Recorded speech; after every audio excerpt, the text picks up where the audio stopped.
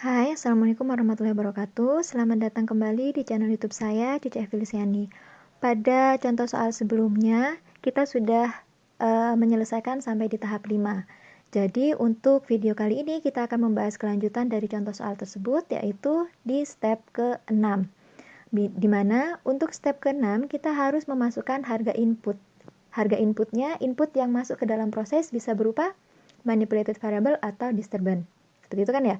Jadi disesuaikan dengan soal yang diketahui di dalam soal kondisinya. Untuk contoh soal di sini kan yang diminta adalah bagaimana pengaruh disturbance terhadap PV. Disturbance-nya berupa laju alir dari liquid yang masuk ke dalam tangki. Sehingga input yang kita masukkan adalah disturbance-nya. Tetapi harus dalam bentuk transformasi Laplace.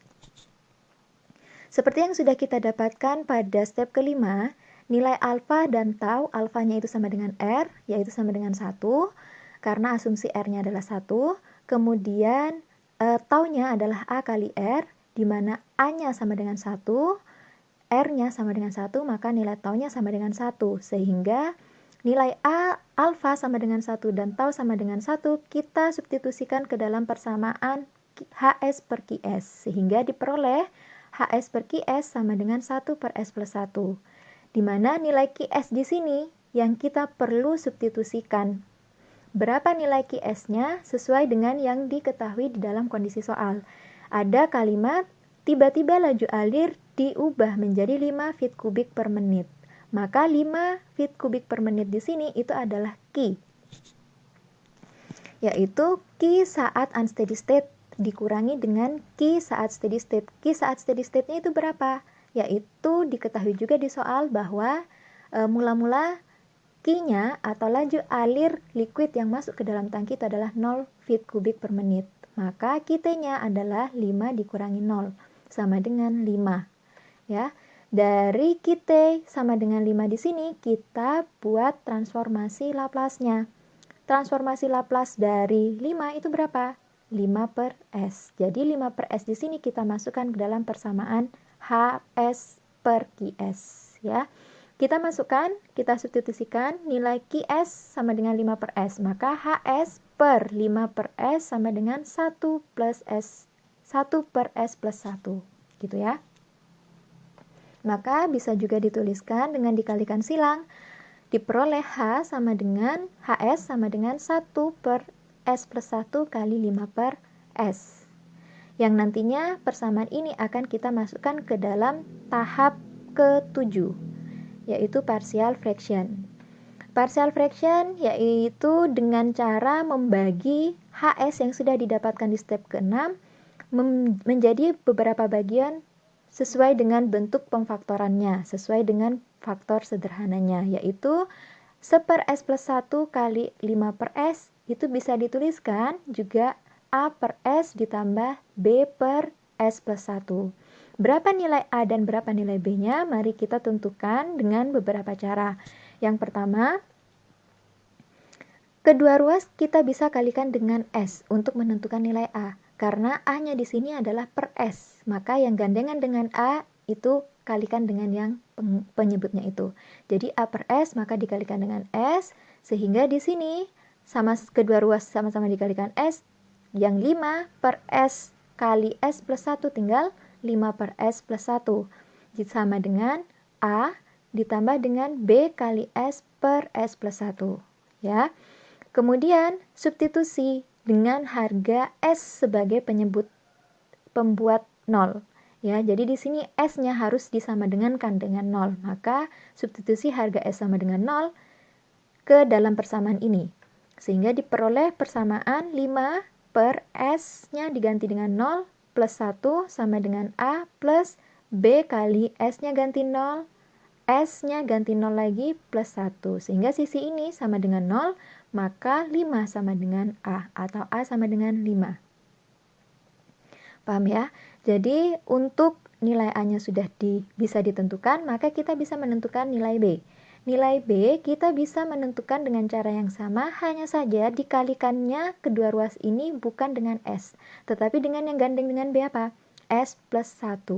Jadi kedua ruas kita kalikan dengan S plus 1. Sehingga hasilnya yang sisi kiri tinggal 5 per S, sisi kanan A kali S plus 1 per S ditambah dengan B. Maka kita substitusi dengan pembuat nolnya. S plus 1 harus sama dengan 0. Sehingga S-nya berapa? Min 1. Jadi S min 1 di sini masukkan ke dalam persamaan ini. Maka 5 per min 1 sama dengan A kali min 1 plus 1 per min 1 plus B. Sisi ini min 1 plus 1 sama dengan apa?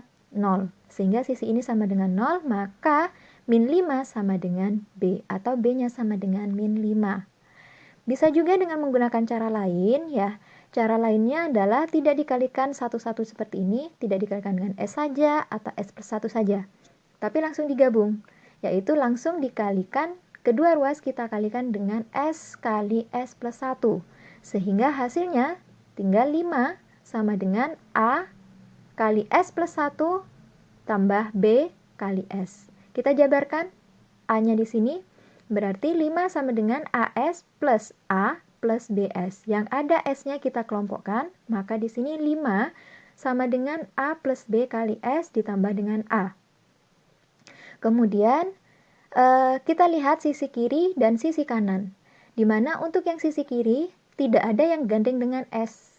Yang ada hanya 5. Berarti 5 di sini gandengannya atau sama dengan yang sisi kanan yang juga tidak gandeng dengan S. Berarti 5 sama dengan A. Atau A-nya sama dengan 5.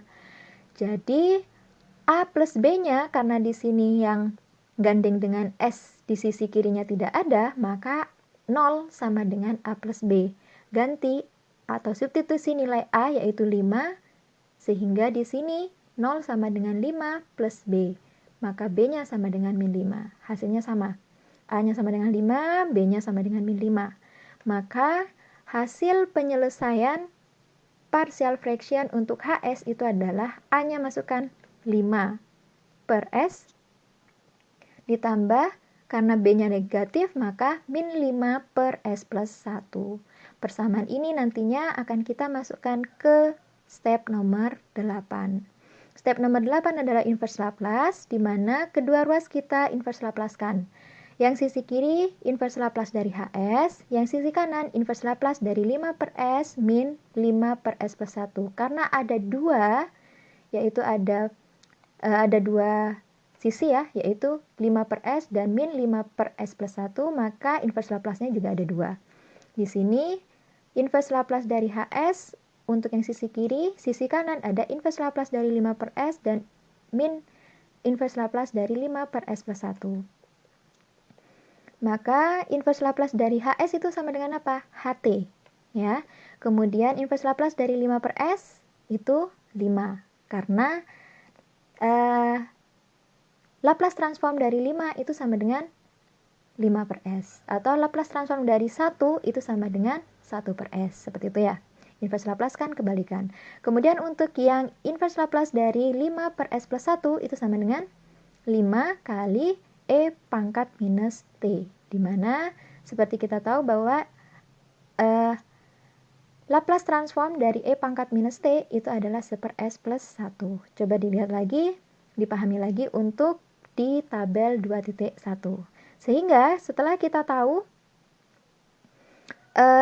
inverse Laplace-nya, maka kita bisa menuliskan HT di sini sama dengan 5 dikurangi ya, karena di sini minus 5 minus 5 kali E pangkat minus T. Sehingga HT-nya di sini bisa karena sama-sama 5 ya, bisa dikeluarkan dari kurung 5 kali 1 minus E pangkat minus T. Nah, HT di sini yang kita akan buat menjadi grafik. Grafik PV terhadap waktu. PV-nya apa? H atau level terhadap waktu. Maka di sini dengan T-nya kita tentukan ya 0, 2, 4, 6 sampai 20 dengan interval 2, maka nilai HT kita bisa hitung. Masukkan ke sini. Jadi 5 kali 1 minus E pangkat minus T-nya yang kita ganti-ganti. T, E pangkat minus 0, E pangkat 2, E pangkat minus 2, E pangkat minus 4, sampai E pangkat minus 20. Kemudian HT-nya dihitung. Ternyata bisa mendapatkan grafik seperti ini. Grafik outputnya yaitu HT terhadap waktu. Jadi dengan setiap perubahan waktu ke waktu di sini, perubahan waktu dari 0 sampai 20 ternyata bisa memberikan grafik seperti ini, yaitu HT-nya berubah secara eksponensial ya, dan akan mulai konstan dari menit ke 10 sampai menit ke 20 sampai seterusnya. Ini adalah grafik output, berarti grafik PV. Dengan grafik inputnya itu adalah key, berarti grafik inputnya adalah berupa grafik input dari disturbance, bukan MV ya, karena di sini key-nya adalah sebagai disturbance, yaitu dari 0 tiba-tiba langsung diubah menjadi 5 seperti ini ya. Jadi itu adalah pembahasan tentang fungsi transfer order pertama atau FTOP. Silakan dipelajari, dipahami lagi pelan-pelan. Semoga bisa lebih paham dan lebih mengerti lagi. Oke. Selamat belajar, sampai jumpa di video selanjutnya. Wassalamualaikum warahmatullahi wabarakatuh.